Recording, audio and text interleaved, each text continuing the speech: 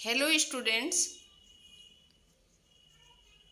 BEd प्रथम वर्ष की परीक्षा की तैयारी के क्रम में आज हम लोग सेकेंड पेपर का पहला पार्ट शिक्षा मनोविज्ञान पढ़ेंगे, एजुकेशनल साइकोलॉजी।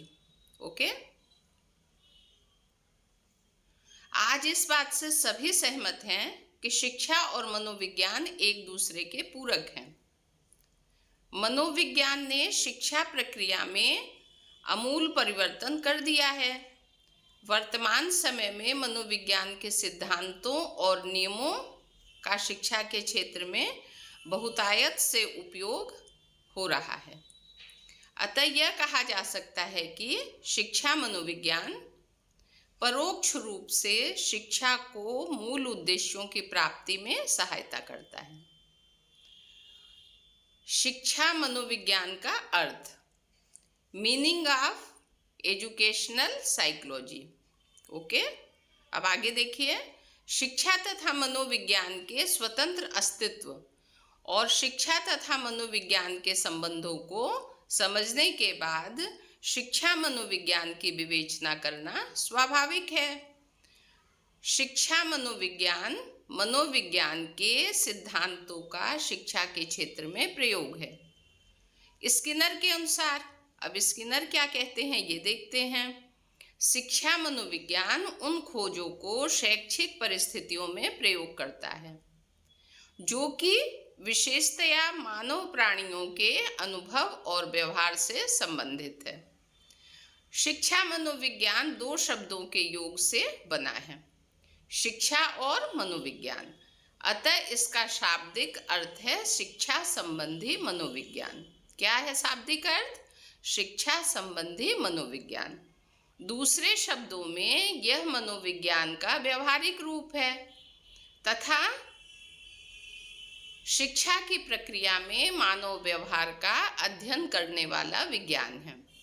अतः स्किनर के शब्दों में कहा जा सकता है कि शिक्षा मनोविज्ञान अपना अर्थ शिक्षा से, जो सामाजिक प्रक्रिया है, और मनोविज्ञान से, जो व्यवहार संबंधी विज्ञान है, ग्रहण करता है। तो शिक्षा मनोविज्ञान के अर्थ का विश्लेषण करने के लिए स्किनर ने निम्नलिखित तथ्यों की ओर संकेत किया है।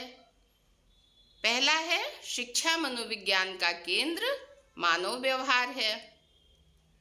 दूसरा, शिक्षा मनोविज्ञान खोज और निरीक्षण से प्राप्त किए गए तथ्यों का संग्रह है।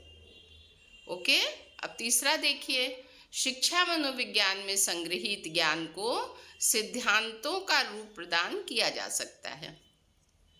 चौथा है, शिक्षा मनोविज्ञान ने शिक्षा की समस्याओं का समाधान करने के लिए अपनी स्वयं की पद्धतियों का प्रतिपादन किया है। ओके, अब देखिए हम अगले पेज पे आते हैं।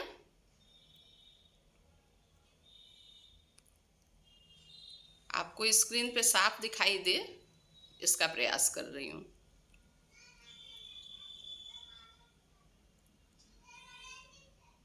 अब देखिए ये पांचवा है, शिक्षा मनोविज्ञान के सिद्धांत और पद्धतियाँ शैक्षिक सिद्धांतों और प्रयोगों को आधार प्रदान करते हैं। ये 5 पॉइंट हो गए। स्टूडेंट्स, मेरा प्रयास यही है कि आप जो मैं बोल रही हूँ वो सुन के समझ तो रहे हैं, लेकिन साथ साथ बुक में क्या लिखा हुआ है वो भी आपकी स्क्रीन पे साफ दिखाई दे। बस यही मेरा प्रयास है।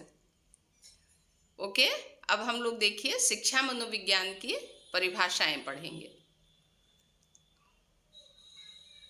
Definition of educational psychology. Okay, अब पहला है कॉलेसनिक के अनुसार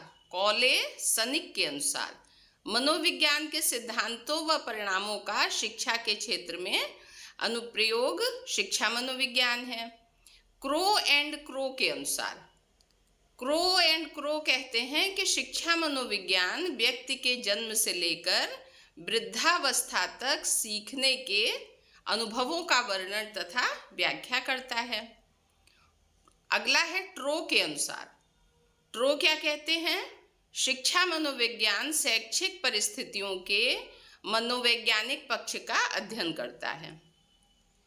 स्टीफन के अनुसार शिक्षा मनोविज्ञान शैक्षिक विकास क्रमबद्ध अध्ययन है। शिक्षा मनोविज्ञान शैक्षिक विकास का, यहाँ का होना चाहिए, का क्रमबद्ध अध्ययन है, मिसप्रिंट है। ओके, यहाँ का कर लीजिएगा। एक बार फिर बोल रही हूँ, स्टीफन के अनुसार शिक्षा मनोविज्ञान शैक्षिक विकास का क्रमबद्ध अध्ययन है। ओके, अब देखिए सौरे एवं टेलफोर्ड के अनुसार, अब ये क्या कह रहे हैं? शिक्षा मनोविज्ञान का मुख्य संबंध सीखने से है। यह मनोविज्ञान का वह अंग है जो शिक्षा के मनोवैज्ञानिक पहलुओं की वैज्ञानिक खोज से संबंधित है। E.A. पील के अनुसार शिक्षा मनोविज्ञान शिक्षा का विज्ञान है। Very easy. E.A. पील के अनुसार शिक्षा मनोविज्ञान शिक्षा का विज्ञान है। अब C.H. जुड के अनुसार शिक्षा मनोविज्ञान की परिभाषा जन्म से प्रौढ़त्व तक विकास की विविध अवस्थाओं से आगे बढ़ते समय व्यक्तियों में आने वाले परिवर्तनों का वर्णन और व्याख्या करने वाले विज्ञान के रूप में दी जा सकती है। नॉल व अन्य के अनुसार, अब इस परिभाषा को देखिए, शिक्षा मनोविज्ञान मुख्य रूप से शिक्षा की सामाजिक प्रक्रिया से परिवर्तित या निर्देशित होने वाला व्यवहार है। ओके।